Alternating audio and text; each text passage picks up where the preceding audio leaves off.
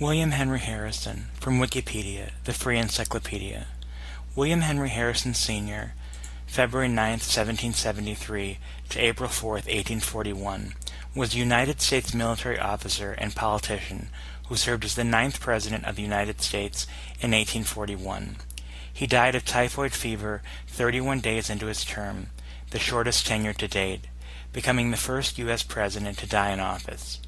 His death sparked a brief constitutional crisis regarding succession to the presidency, as the U.S. Constitution was unclear as to whether Vice President John Tyler should assume the office of President or merely execute the duties of the vacant office. Tyler claimed a constitutional mandate to carry out the full powers and duties of the presidency and took the presidential oath of office, setting an important precedent for an orderly transfer of presidential power when a president leaves office intra-term. Harrison was the son of founding father Benjamin Harrison V and the paternal grandfather of Benjamin Harrison, the 23rd President of the United States. He was the last president born as a British royal subject in the 13 colonies before the start of the Revolutionary War in 1775. During his early military career, Harrison participated in the 1794 Battle of Fallen Timbers, an American military victory that effectively ended the Northwest Indian War. Later, he led a military force against Tecumseh's Confederacy at the Battle of Tippecanoe in 1811, where he earned the nickname Old Tippecanoe. He was promoted to Major General in the regular United States Army in the subsequent War of 1812, and in 1813 led American infantry and cavalry at the Battle of the Thames in Upper Canada. Harrison's sojourn into national politics began in 1799, when he was elected delegate to the U.S. House of Representatives from the Northwest Territory. 2 years later, President John Adams named him governor of the newly established Indiana Territory, a post he held until 1812. After the War of 1812, Harrison moved to Ohio, where he was elected in 1816 to represent the state's 1st district in the House. In 1824, the state legislature elected him to the United States Senate. His term was truncated by his opponent as minister plenipotentiary to Grand Columbia in May 1828. Afterward, Harrison returned to private life in Ohio until he was nominated as the Whig Party candidate for president in the 1836 election. He was defeated by Democratic Vice President Martin Van Buren. 4 years later, the party nominated him again, with John Tyler as his running mate. Harrison and Tyler, known famously as Tippecanoe and Tyler II, defeated Van Buren in the 1840 election, becoming the first Whig to win the presidency. At 68 years, 23 days of age at the time of his inauguration, Harrison was the oldest person to have assumed office until Ronald Reagan, aged 69, 349 days, in 1981. Due to his brief tenure, scholars and historians often forego listing him in historical presidential rankings. However, while Harrison's significance in American presidential history is minuscule, he was, according to historian William W. Freeling, the most dominant figure in the evolution of the Northwest Territories into the Upper Midwest today. Section 1, Early Life. Section 1.1, Early Life and Education. William Henry Harrison, the 7th and youngest child of Benjamin Harrison V and Elizabeth Bassett Harrison, was born on February 9, 1773, at Berkeley Plantation, the Harrison family home along the James River in Charles City County, Virginia. He was a member of a prominent political family of English descent, whose ancestors had been in Virginia since the 1630s. Harrison was the last U.S. president born as a British subject before the American Revolution. His father was a Virginia planter who served as a delegate to the Continental Congress and who signed the Declaration of Independence. The senior Harrison also served in the Virginia legislature as the 5th governor of Virginia, 1781 to 84, in the years before and after the American Revolutionary War. William's older brother, Carter Bassett Harrison, represented Virginia in the U.S. House, 1793 through 1799. Harrison was tutored at home until age 14, when he entered Hampden-Sydney College, a Presbyterian college in Virginia. He studied there for 3 years, receiving a classical education that included Latin, Greek, French, logic, and debate. Harrison's Episcopalian father removed him from the college, possibly for religious reasons, and he briefly attended a boys' academy in Southampton County before being transferred to Philadelphia in 1790. He boarded with Robert Morris and entered the University of Pennsylvania, where he studied medicine under Dr. Benjamin Rush. Harrison later told his biographer that he did not enjoy the subject. In the spring of 1791, shortly after he began his medical studies, his father died. When the 18-year-old Harrison, who was left in the guardianship of Morris, discovered that his family's financial situation left him without funds for further schooling, he abandoned medical school in favor of a military career. Section 1.2, Early Military Career. Governor Henry Lee III of Virginia, a friend of Harrison's father, learned of William's situation and persuaded him to join the military. Within 24 hours of meeting Lee, 18-year-old Harrison was commissioned as an ensign in the U.S. Army 1st Infantry Regiment. He was initially assigned to Fort Washington, the present-day site of Cincinnati, in the Northwest Territory, where the Army was engaged in the ongoing Northwest Indian War. Section 1.2, Early Military Career. Governor Henry Lee III of Virginia, a friend of Harrison's father, learned of William's situation and persuaded him to join the military. Within 24 hours of meeting Lee, 18-year-old Harrison was commissioned as an ensign in the U.S. Army 1st Infantry Regiment. He was initially assigned to Fort Washington, the present-day site of Cincinnati in the Northwest Territory, where the Army was engaged in the ongoing Northwest Indian War. Harrison was promoted to lieutenant after Major General Mad Anthony Wayne took command of the Western Army in 1792, following a disastrous defeat under Arthur St. Clair, its previous commander. In 1793, he became Wayne's aide-de-camp and learned how to successfully command an army on the American frontier. He participated in Wayne's decisive victory at the Battle of Fallen Timbers on August 20, 1794, which brought the Northwest Indian War to a successful close. Harrison was a signatory of the Treaty of Grenville, 1795, as witness to Wayne, the principal negotiator for the U.S.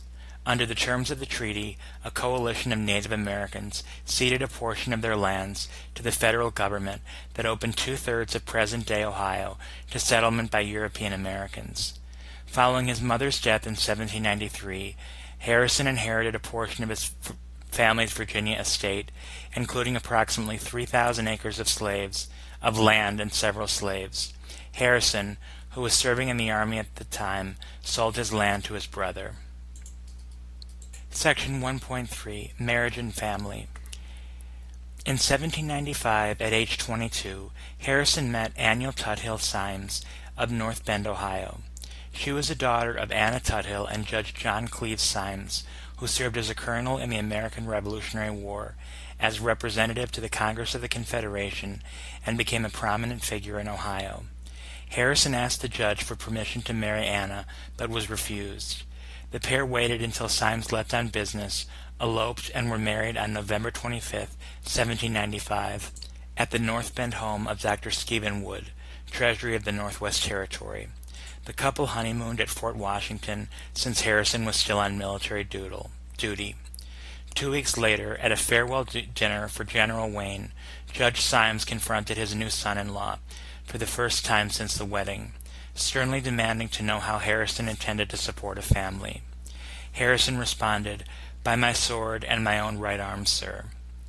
Afterward, still concerned about Harrison's ability to provide for Anna, Judge Symes sold the young couple 160 acres of land in North Bend. Symes did not come to accept Harrison until he had achieved fame on the battlefield. William and Anna Harrison had 10 children: Elizabeth Bassett, John Cleves Symes, Lucy Singleton, William Henry, John Scott, father of future U.S. President Benjamin Harrison, Benjamin, Mary Symes, Carter Bassett, Anna Tuthill, James Findlay. Anna, who was frequently in poor health during the marriage, partly due to her many pregnancies, outlived William by 23 years. She died on February 25, 1864. at age 88. Section 2. Political career. Harrison began his political career when he resigned from the military effective June 1, 1798, and campaigned among his friends and family for a post in the Northwest Territorial Government. With the aid of his close friend Timothy Pickering, who was serving as U.S. Secretary of State, Harrison received a recommendation to replace Winthrop Sargent, an outgoing territorial secretary. President John Adams appointed Harrison to the position in July 1798. Harrison frequently served as acting territorial governor during the absences of the Governor Arthur St. Clair. Section 2.1. U.S. Congress. Section 2. Political career. Harrison began his political career when he resigned from the military effective June 1, 1798, and campaigned among his friends and family for a post in the Northwest Territorial Government. With the aid of his close friend Timothy Pickering, who was serving as U.S. Secretary of State, Harrison received a recommendation to replace Winthrop Sargent, the outgoing territorial secretary. President John Adams appointed Harrison to the position in July 1798. Harrison frequently served as acting territorial governor during the absences of Governor Arthur St. Clair. Section 2.1. U.S. Congress. Harrison had many friends in the Eastern aristocracy, and quickly gained a reputation among them as a frontier leader. He ran a successful horse-breeding enterprise that won him acclaim throughout the Northwest Territory. Harrison became a champion of lower land prices, a primary concern of settlers in the territory at the time. The U.S. Congress had legislated a territorial land policy that led to high land costs, which many of the territory's residents disliked. In October 1799, after it had been determined that the Northwest Territory's population had reached a sufficient number to have a delegate in the U.S. Congress, Harrison ran for election. He campaigned to encourage further migration to the territory, which eventually led to statehood. In 1798, at age 26, Harrison defeated Arthur St. Clair, Jr., the son of the territorial governor, by one vote to become the Northwest Territory's first congressional delegate, and served in the 6th United States Congress from March 4, 1799 to May 14, 1800. As the Northwest Territory's delegate to Congress, he had no authority to vote on legislative bills, but he was permitted to serve on a committee, submit legislation, and engage in debate. Harrison became chairman of the Committee on Public Lands and successfully promoted passage of the Land Act of 1800, which made it easier to buy land in the Northwest Territory in smaller tracts at a low cost. The sale price for public lands was set at $2 per acre. This became an important contributor to rapid population growth of the Northwest Territory. Harrison also served on the committee that decided how to divide the Northwest Territory into smaller sections. The committee recommended splitting the territory into two segments. The eastern section, which continued to be known as the Northwest Territory, comprised the present-day state of Ohio and eastern Michigan. The western section was named the Indiana Territory and consisted of the present-day states of Indiana, Illinois, Wisconsin, a portion of western Michigan, and the eastern portion of Minnesota. Harrison also served on the committee that decided how to divide the Northwest Territory into smaller sections. The committee recommended splitting the territory into two segments. The eastern section, which continued to be known as the Northwest Territory, comprised the present-day state of Ohio and eastern Michigan. The western section was named the Indiana Territory and consisted of the present-day states of Indiana, Illinois, Wisconsin, a portion of western Michigan, and the eastern portion of Minnesota. The two new territories were formally established in 1800, following the passage of 2 Stat 58. On May 13, 1800, President John Adams appointed Harrison as the governor of the newly established Indiana Territory, based on his ties to the West and seemingly neutral political stances.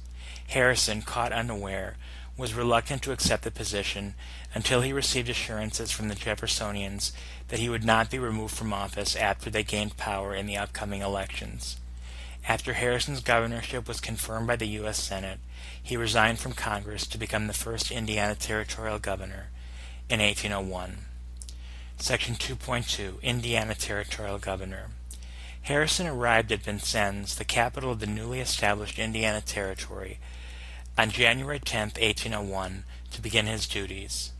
U.S. Presidents Thomas Jefferson and James Madison, both of whom were members of the Democratic-Republican Party, reappointed Harrison as the Indiana Territorial Governor in 1803, 1806, and 1809. Harrison was among the few Federalist appointees to so retain his post. On December 28, 1812, Harrison resigned his position as Territorial Governor to continue his military career during the War of 1812. In 1804, while serving as the Indiana Territorial Governor, Harrison was assigned additional duties to administer the civilian government of the District of Louisiana, a portion of the Louisiana Territory that included land north of the 33 parallel. In October 1804, when a civilian government went into effect, Harrison served as the Louisiana District's executive leader. Harrison administered the district affairs for 5 weeks until the Louisiana Territory was formally established, effective July 4, 1805, and Brigadier General James Wilkinson assumed the duties of the Louisiana Territorial Governor. In 1805, Harrison built a plantation-style home near Vincennes that he named Grouseland, alluding to the birds on the property. The 13-room home was one of the first brick structures in the territory. In addition to his duties as territorial governor, Harrison founded Jefferson University at Vincennes in 1801. The school was incorporated as Vincennes University on November 29, 1806, and is one of 2 colleges founded by a U.S. president. The other is University of Virginia, founded by Thomas Jefferson. Governor Harrison had wide-ranging powers in the new territory, including the authority to appoint territorial officers and the legislature, as well as the authority to divide the territory into smaller political districts and counties. One of his primary responsibilities was to obtain title to Indian lands that would allow future settlement and increase the territory's population, a requirement for statehood. Harrison was eager to expand the territory for personal reasons as well.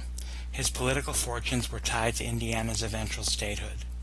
On February 8, 1803, when President Jefferson reappointed Harrison as the Indiana Territorial Governor, he also granted Harrison the authority to negotiate and conclude treaties with the Indians. Between 1803 and 1809, Harrison supervised 11 treaties with Indian leaders that provided the federal government with large tracts of land, more than 60 million acres, that included the southern tip of present-day Indiana and most of present-day Illinois for further settlement. The 1804 Treaty of St. Louis was quasi required by Sauk and Noxaquochee tribes to cede much of western Illinois and parts of Missouri to the federal government. Many of the Sauk, especially Black Hawk, greatly resented this treaty and the loss of lands, a primary reason the Sauk sided with the United Kingdom during the War of 1812. Harrison thought the Treaty of Grouseland appeased some of the Indians, but tensions remained high along the frontier. The Treaty of Fort Wayne raised new tensions when Harrison purchased land from the Miami tribe, who claimed ownership of the land, more than 2.5 million acres of land inhabited by the Shawnee, Kickapoo, Wea, and Piankeshaw peoples. Harrison rushed the treaty process by offering large subsidies to the tribes and their leaders so that the treaty would be enforced before President Jefferson left office and the administration changed. Although Harrison's pro-slavery position made him unpopular with the Indiana Territory's anti-slavery supporters, he used his political power to make several attempts to introduce slavery into the territory. His efforts were ultimately unsuccessful due to the territory's growing anti-slavery movement. In 1803, Harrison lobbied Congress to vote in favor of a petition to suspend Article 6 of the Northwest Ordinance for 10 years, a move that would allow slavery in the Indiana Territory. At the end of the suspension period, citizens in the territory covered under the ordinance could decide for themselves whether to permit slavery. Harrison claimed the suspension was necessary to encourage settlement and would make the territory economically viable, but Congress rejected the idea. In 1803 and 1805, Harrison and the appointed territorial judges enacted territorial laws that evaded the provisions outlined in Article 6 of the ordinance, authorized indentures, allowed slaves to be brought into the territory, and gave their masters authority to determine the length of indentured servitude. The pro-slavery laws caused a significant stir in the territory. In 1809, after the separation of the western portion of the Indiana Territory to create the Illinois Territory, elections were held to select members of territorial legislatures' upper and lower houses for the first time. Previously, lower house members were elected, but the territorial governor appointed members of the upper house. Harrison found himself at odds with the legislature after the anti-slavery faction came to power, and the eastern portion of the Indiana Territory grew to include a large anti-slavery population. When the Indiana Territory's General Assembly convened in 1810, its anti-slavery faction immediately repealed the indenturing laws enacted in 1803 and in 1805.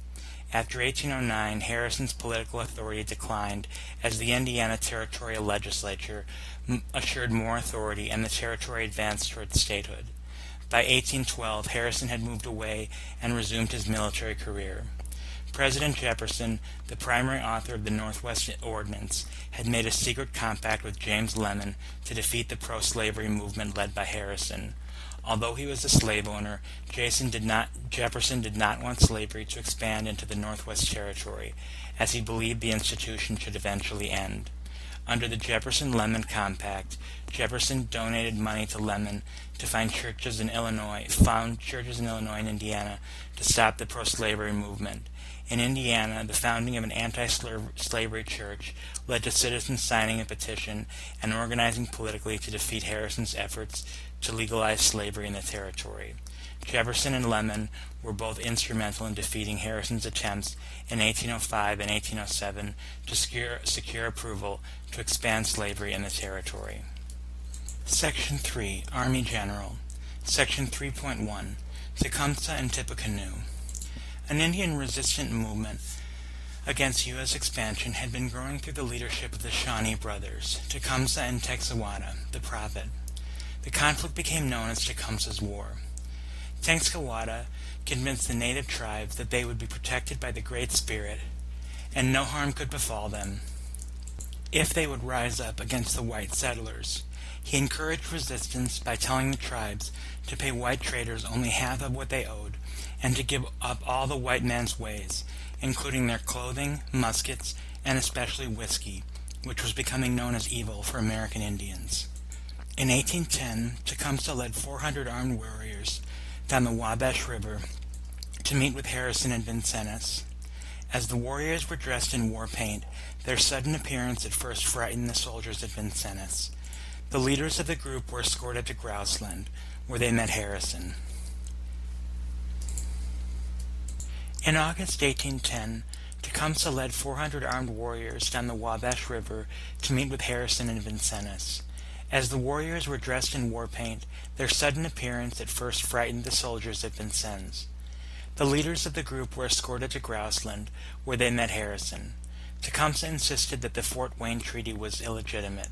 He argued that no one tribe could sell land without the approval of other tribes. He asked Harrison to nullify it and warned that Americans should not attempt to settle the lands sold in the treaty. Tecumseh informed Harrison that he had threatened to kill the chiefs who signed the treaty if they carried out its terms, and that his confederation of tribes was growing rapidly. Harrison said that Miami were the owners of the land and could sell it if they so chose. He rejected Tecumseh's claim that all the Indians formed one nation. He said each tribe could have separate relations with the United States if they chose to. Harrison argued that the Great Spirit would have made all the tribes speak one language if they were to be one nation. Tecumseh launched an impassioned rebuttal, but Harrison was unable to understand his language.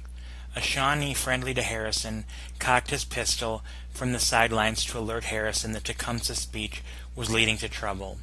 Some witnesses reported that Tecumseh was encouraging the warriors to kill Harrison. Many of the warriors began to pull their weapons, representing a substantial threat to Harrison and the town, which held a population of only 1,000. Harrison pulled his sword. Tecumseh's warriors backed down after the officers had pulled their firearms in defense of Harrison. Chief Winnemac, who was friendly to Harrison, countered Tecumseh's arguments and told the warriors that since they had come in peace, they should return home in peace. Before leaving, Tecumseh informed Harrison that unless the treaty was nullified, he would seek an alliance with the British. After the meeting, Tecumseh journeyed to meet with many of the tribes in the region, hoping to create a confederation to battle the United States. In 1811, while Tecumseh was traveling, Harrison was authorized by Secretary of War William Eustis to march against the nascent Confederation as a show of force. Harrison led an army of more than 1,000 men north to intimidate the Shawnee into making peace. Instead, the tribes launched a surprise attack on Harrison's army early on November 7th in what became known as the Battle of Tippecanoe. Harrison defeated the tribal forces at Prophetstown, next to the Wabash and Tippecanoe rivers. Harrison was hailed as a national hero, and the battle became famous. However, his troops had greatly outnumbered the attackers and suffered many more casualties during the battle. When reporting to Secretary Eustis, Harrison informed him the battle occurred near the Tippecanoe River, which led to its naming, and he feared an imminent reprisal attack. The first dispatch did not make clear which side had won the conflict, and the Secretary at first interpreted it as a defeat. The follow-up dispatch made the U.S. victory clear. When no second attack came, the defeat of the Shawnee was more certain. Eustis demanded to know why Harrison had not taken adequate precautions in fortifying his camp against attacks. Harrison countered by saying he had considered the position strong enough. The dispute was the catalyst of a disagreement between Harrison and the Department of War that continued into the War of 1812. The press did not cover the battle at first, and one Ohio paper misinterpreted Harrison's dispatch to Eustis to mean he was defeated. By December, as most major American papers carried stories on the battle, public outrage over the Shawnee attack grew. At a time of high tensions with the United Kingdom, many Americans blamed the British for inciting the tribes to violence and supplying them with firearms. In response, Congress passed resolutions condemning the British for interfering in American domestic affairs. A few months later, on June 18, 1812, the U.S. government declared war against the United Kingdom. Shortly thereafter, Harrison left Vincennes to seek a military appointment. Section 3.2 War of 1812. The outbreak of war with the British in 1812 led to continued conflict with Indians in the Northwest. Harrison briefly served as a major general in the Kentucky militia until the U.S. government commissioned him to command the Army of the Northwest on September 17, 1812. Although Harrison received federal military pay for his service, he also collected a territorial governor's salary from September until December 28, 1812, when he formally resigned as governor and continued his military service.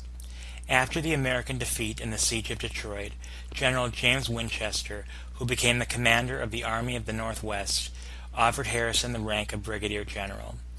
Harrison also wanted sole command of the army. In September 1812, after President James Madison removed Winchester from command, Harrison became commander of the fresh recruits. Initially, the British and their Indian allies greatly outnumbered Harrison's troops. During the War of 1812-13, Harrison constructed a defensive position along the Maumee River in northwest Ohio and named it Fort Meigs in honor of the Ohio governor, Return J. Meigs, Jr. After receiving reinforcements in 1813, Harrison took the offensive and led the army north to battle the Shawnee and their British allies. Harrison won victories in the Indiana Territory and in Ohio and recaptured Detroit before invading Upper Canada, present-day Ontario. Harrison's army defeated the British on October 5, 1813, at the Battle of the Thames, in which Tecumseh was killed. This pivotal battle is considered to be one of the great American victories in the war, second only to the Battle of New Orleans. In 1814, U.S. Secretary of War John Armstrong divided the command of the army, assigning Harrison to a backwater post and giving control of the front to one of Harrison's subordinates. Armstrong and Harrison had disagreed over the lack of coordination and effectiveness in the invasion of Canada. In May, following Harrison's reassignment, he resigned from the army. His resignation was accepted later that summer. After the war ended, Congress investigated Harrison's resignation and determined that Armstrong had mistreated him during his military campaign and that his resignation was justified. Congress awarded Harrison a gold medal for his services during the War of 1812. Following the defeat of the British and their Indian allies in western Canada, Harrison and Lewis Cass, governor of the Michigan Territory, were delegated the responsibility for negotiating a peace treaty with the Indians, known as the Treaty of Grenville. In June 1815, at President Madison's request, the U.S. government appointed Harrison to serve as one of the commissioners responsible for negotiating a second post-war treaty with the Indians that became known as the Treaty of Spring Wells. Both treaties were advantageous to the United States. In the Spring Wells Treaty, the tribes ceded a large tract of land in the West, providing additional land for American purchase and settlement. Section 4. Post-war life. Section 4.1. Public office.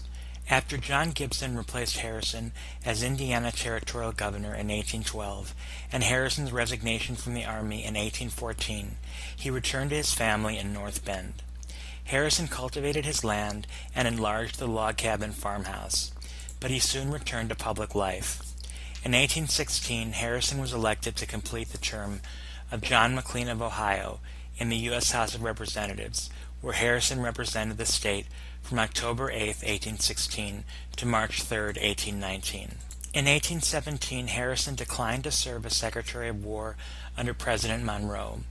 In 1819, he was elected to the Ohio State Senate and served until 1821, having lost the election for Ohio governor in 1820.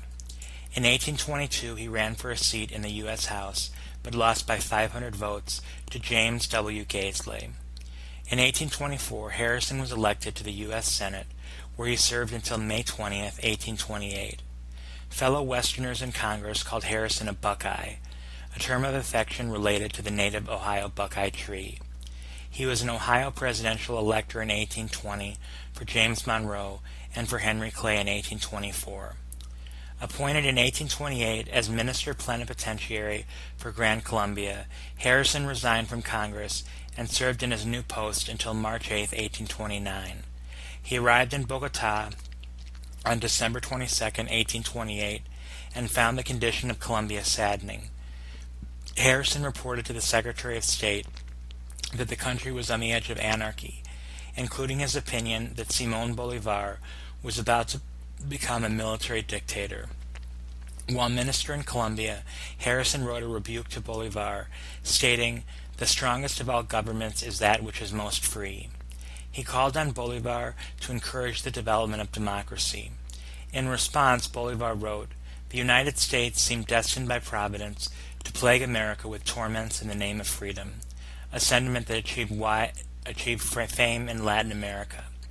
When the new administration of President Andrew Jackson took office in March 1829, Harrison was recalled so the new president could make his own appointment to the position. He returned to the United States in June. Section 4.2. Private Citizen. After Harrison returned to the United States from Colombia, he settled on his farm in North Bend, Ohio, his adopted home state, living in relative retirement after nearly 4 decades of government service. Having accumulated no substantial wealth during his lifetime, he subsisted on his savings, a small pension, and the income produced by his farm. Harrison cultivated corn and established a distillery to produce whiskey. After a brief time in the liquor business, he became disturbed by the effects of alcohol on its consumers and closed the distillery. In a later address to the Hamilton County Agricultural Board in 1831, Harrison said he had sinned in making whiskey and hoped that others would learn from his mistake and stop the production of liquors. In these early years, Harrison also earned money from his contributions to a biographer written by James Hall, entitled A Memoir of the Public Services of William Henry Harrison, published in 1836. That year, he made an unsuccessful run for the presidency as a Whig candidate. Between 1836 and 1840, Harrison served as clerk of courts for Hamilton County. This was his job when he was elected president in 1840. About this time, Harrison met African-American abolitionist and Underground Railroad conductor George de Baptiste, who lived in nearby Madison. The two became friends, and De Baptiste became his personal servant, staying with Harrison until his death. By 1840, when Harrison campaigned for president a second time, over a dozen books had been published on his life. He was hailed by many as a national hero. Section 4.3, 1836 Presidential Campaign. Harrison was the Northern Whig candidate for president in 1836, one of only 2 times in American history when a major political party intentionally ran more than one presidential candidate. The 2 Democrats ran 2 candidates in 1860. Vice President Martin Van Buren, the Democratic candidate, was popular and deemed likely to win the election against an individual Whig candidate. The Whig plan was to elect popular Whigs regionally, deny Van Buren the 148 electoral votes needed for election, and force the House of Representatives to decide the election. They hoped the Whigs would control the House after the general elections. This strategy would have failed, as the Democrats retained a majority in the House following the election. Harrison ran in all the free states except Massachusetts, and the slave states of Delaware, Maryland, and Kentucky. Hugh L. White ran in the remaining slave states except for South Carolina. Daniel Webster ran in Massachusetts, and Willie P. Magnum in South Carolina. The plan narrowly failed, as Van Buren won the election with 170 electoral votes. A swing of just over 4,000 votes in Pennsylvania would have given that state's 30 electoral votes to Harrison, and the election would have been decided in the House of Representatives. Section 4.4, 1840 Presidential Campaign. Harrison was the Whig candidate and faced the incumbent Van Buren in the 1840 election. He was chosen over more controversial members of the party, such as Clay and Webster, and based his campaign on his military record and on the weak U.S. economy caused by the Panic of 1837. In a ploy to blame Van Buren for the depressed economy, the Whigs nicknamed the latter Van Ruin. The Democrats ridiculed Harrison by calling him Granny Harrison, the petticoat general, because he resigned from the army before the War of 1812 ended. When asking voters whether Harrison should be elected, the Democrats asked what Harrison's name spelled backwards would be. No sirrah. They also cast Harrison as a provincial, out-of-touch old man who would rather sit in his log cabin drinking hard cider than attend to the administration of the country. This strategy backfired when Harrison and John Tyler, his vice presidential running mate, adopted the log cabin and hard cider as campaign symbols. Their campaign used the symbols on banners and posters and created bottles of hard cider shaped like log cabins, all to connect the candidates to the common man. Although Harrison had come from a wealthy, slave-holding Virginia family, his campaign promoted him as a humble frontiersman in the style popularized by Andrew Jackson. In contrast, the Whigs presented Van Buren as a wealthy elitist. A memorable example was the Gold Spoon oration that Pennsylvania's Whig representative Charles Ogle delivered in the U.S. House. The speech ridiculed Van Buren's elegant White House lifestyle and lavish spending. A Whig chant in which people would spit tobacco juice as they chanted "Wort, wort" also exhibited the difference between candidates from the time of the election. Old Tippy wore a homespun coat, and he had no ruffled shirt, "Wort, wort," but Matty has the golden plain, and he's a little squirt, "Wort, wort." The Whigs boasted of Harrison's military record and his reputation as a hero of the Battle of Tippecanoe. The campaign slogan, "Tippecanoe and Tyler too," became one of the most famous in American politics.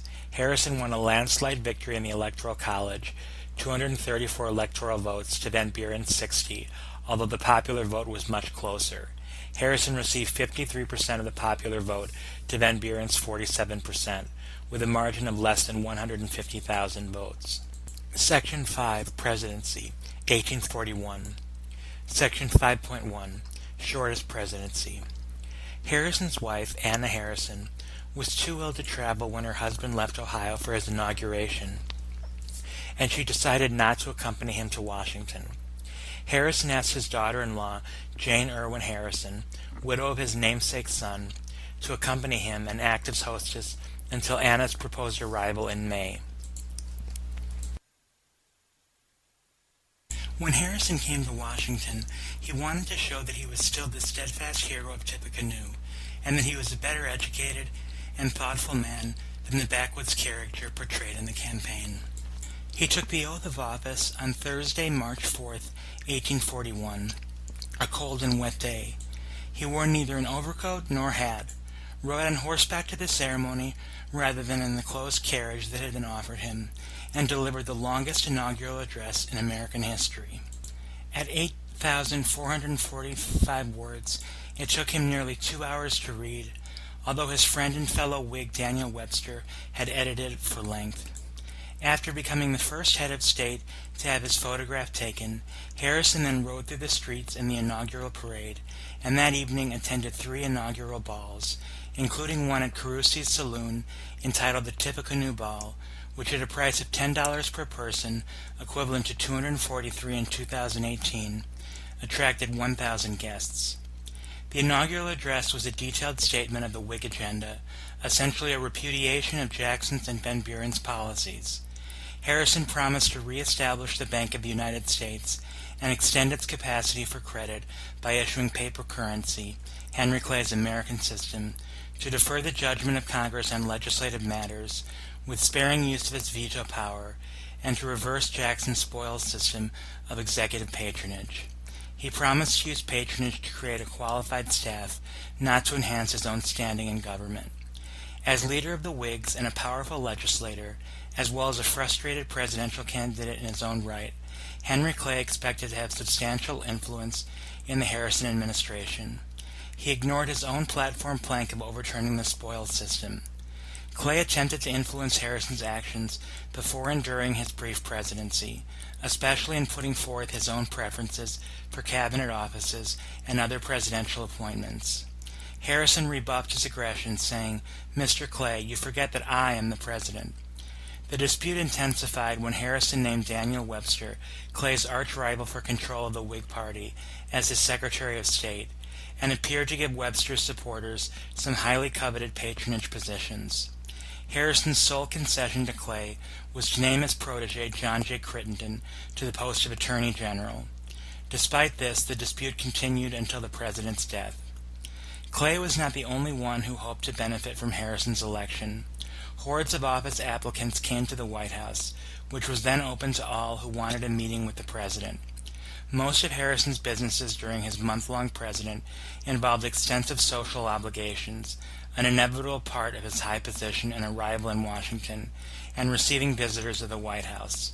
They awaited him at all hours and filled the executive mansion. Harrison wrote in a letter dated March 10th, "I am so much harassed by the multitude that calls upon me that I can give no proper attention to any business of my own." Nevertheless, Harrison sent a number of nominations for office to the Senate for confirmation during his month in office.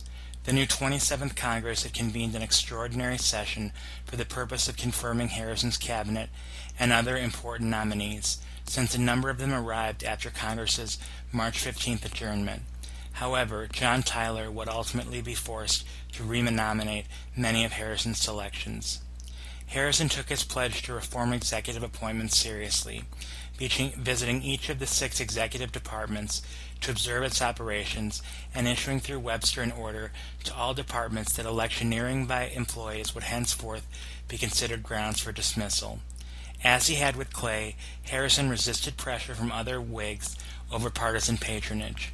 When a group arrived in his office on March 16th to demand the removal of all Democrats from any appointed office, Harrison proclaimed, "So help me God, I will resign my office before I can be guilty of such an iniquity." Harrison's own cabinet attempted to countermand the president's appointment of John Chambers as governor of Iowa in favor of Webster's friend, General James Wilson.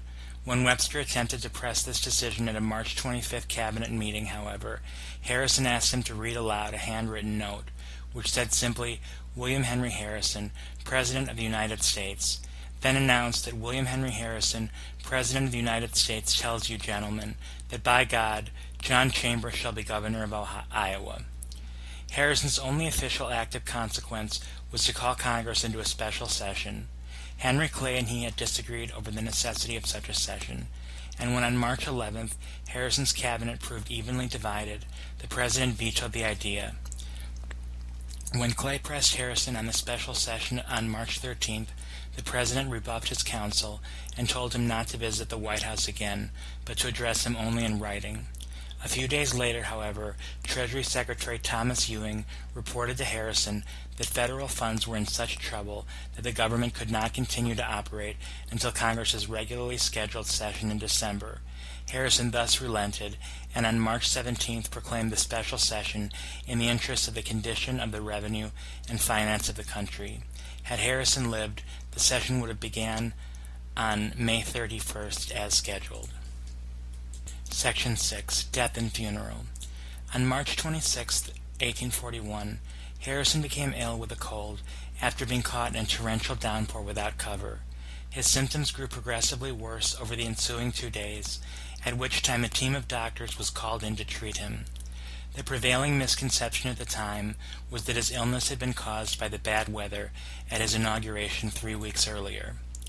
After making a diagnosis of right lower lobe pneumonia, they proceeded to place heated suction cups on his bare torso and to administer a series of bloodlettings, supposedly draw out the disease. When those precautions failed to bring about improvement, the doctors treated him with ipecac, castor oil, calomel, and finally with a boiled mixture of crude petroleum and Virginia snake root. All this only weakened Harrison further. Initially, no official announcement was made concerning Harrison's illness, which, the longer that he remained out of public view, fueled public speculation and concern. By the end of the month, large crowds were gathering outside the White House, holding vigil while awaiting any news about the president's condition. On April 4, 1841, 9 days after becoming ill, and exactly 1 month after taking the oath of office, Harrison was dead, the first U.S. president to die in office. A medical analysis made in 2014, based on Dr. Miller's notes and records of the White House water supply being downstream of public sewage, concluded that he likely died of septic shock due to enteric fever. His last words to his attending doctor, though assumed to be directed at Vice President John Tyler, were, "Sir, I wish you to understand the true principles of the government. I wish them carried out. I ask nothing more." A 30-day period of mourning commenced following the president's death. Various public ceremonies, modeled after European royal funeral practices, were held.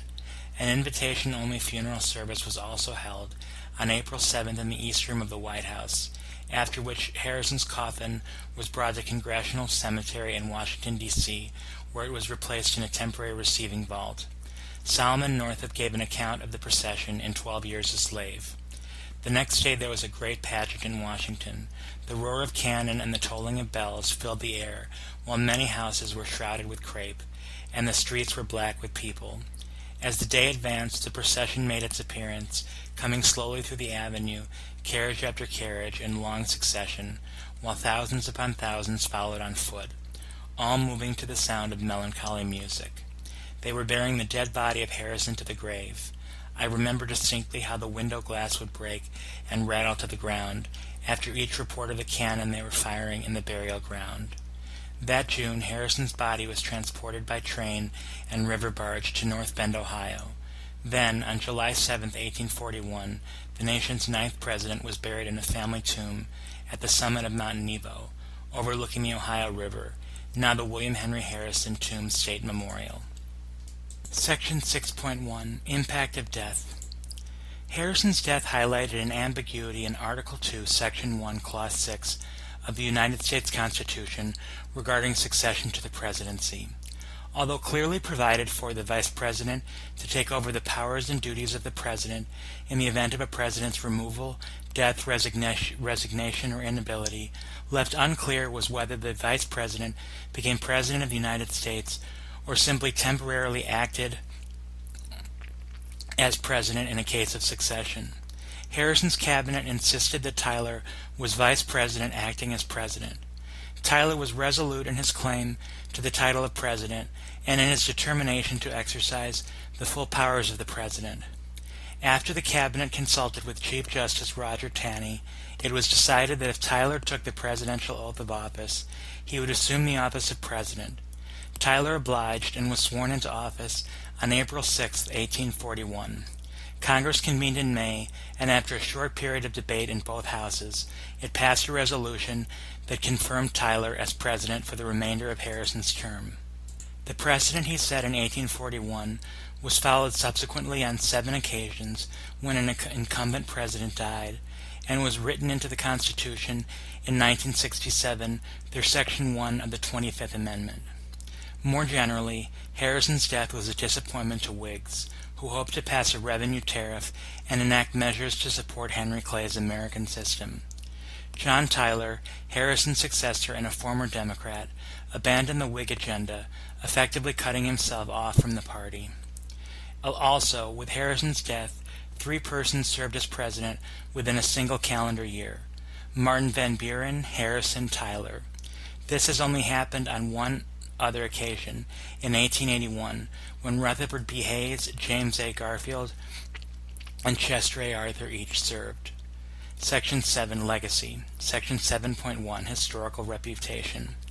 Among Harrison's most enduring legacies is the series of treaties that he either negotiated or signed with Native American leaders during his tenure as the Indiana Territorial Governor. As part of the treaty negotiations, the native tribes ceded large tracts of land in the West that provided additional acreage for purchase and settlement.